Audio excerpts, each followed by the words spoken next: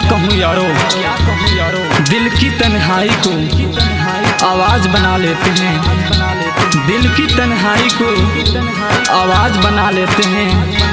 दर्द जब हद से गुजरता है तो गा लेते हैं।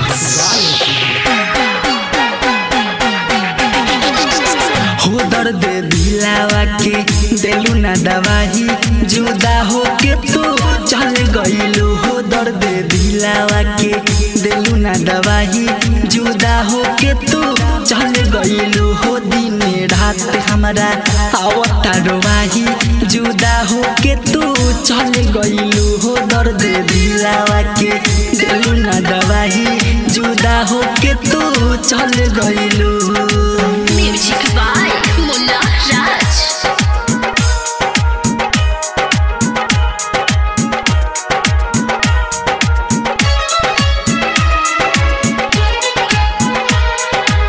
राज स्टूडियो स्टेशन रोड सुगौली।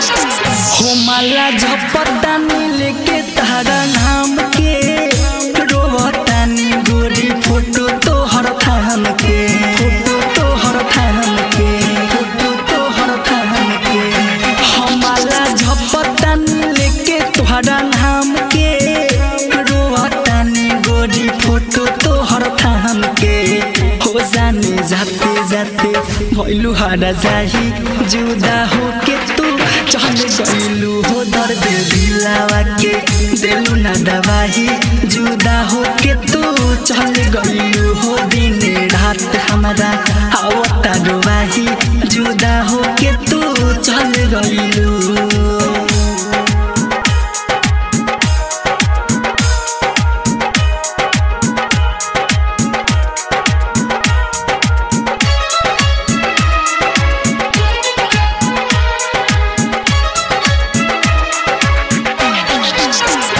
जिए मरे के तू वादा कइलू साथ में, खफा भइल बारू कवाना हो बात में, कवाना हो बात में, कवाना हो बात में। हाँ जिए मरे के तू वादा कइलू साथ में, खफा भइल बारू कवाना हो बात में।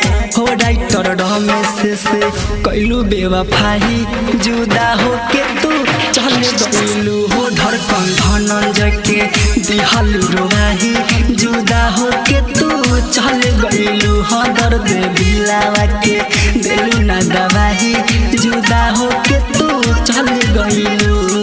राज स्टूडियो स्टेशन रोड सुगौली।